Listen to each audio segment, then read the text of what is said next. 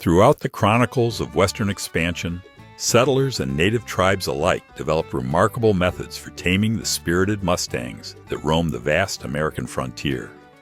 These techniques, passed down through generations, speak to the ingenuity of those who sought partnership with these magnificent creatures.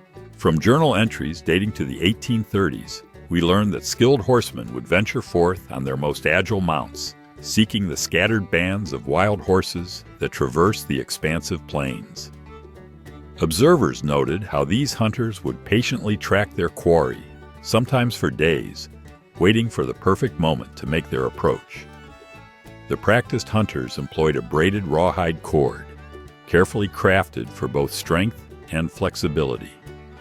Upon spotting a suitable mustang, they would give chase, unfurling their cord with practiced precision. The horseman would swing the loop overhead before releasing it with calculated timing, encircling the neck of the fleeing mustang. Once secured, the wild horse would fight against its restraint until exhaustion gradually tempered its resistance. The captor would then cautiously approach, maintaining tension on the line while speaking in low, calming tones. With deliberate movements, he would secure the animal's legs with temporary bindings and gradually work his way toward the mustang's head. Perhaps most remarkable was the final stage of this taming process.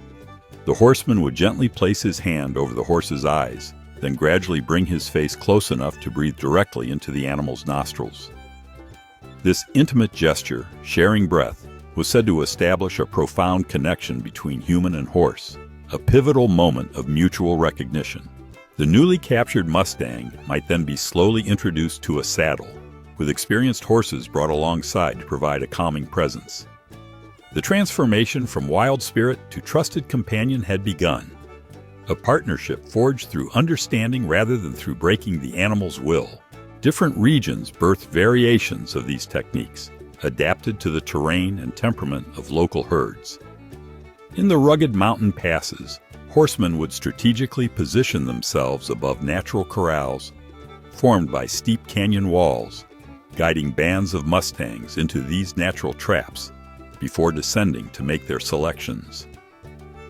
Meanwhile, across the windswept basins, some practitioners became so attuned to the rhythms of wild herds that they could predict watering times, allowing for a more measured approach that conserved the strength of both pursuer and pursued. What distinguished the most respected horse hunters was not merely their technical skill, but their ability to read the language of equine behavior. The flick of an ear, the subtle shifting of weight, the momentary pause before flight. These nuanced observations informed every decision in the delicate dance between freedom and domestication. Accounts from the period suggest that horses captured with these mindful methods often developed deeper bonds with their human partners, retaining their spirit while offering their strength and speed in a remarkable covenant between species that helped shape the American West.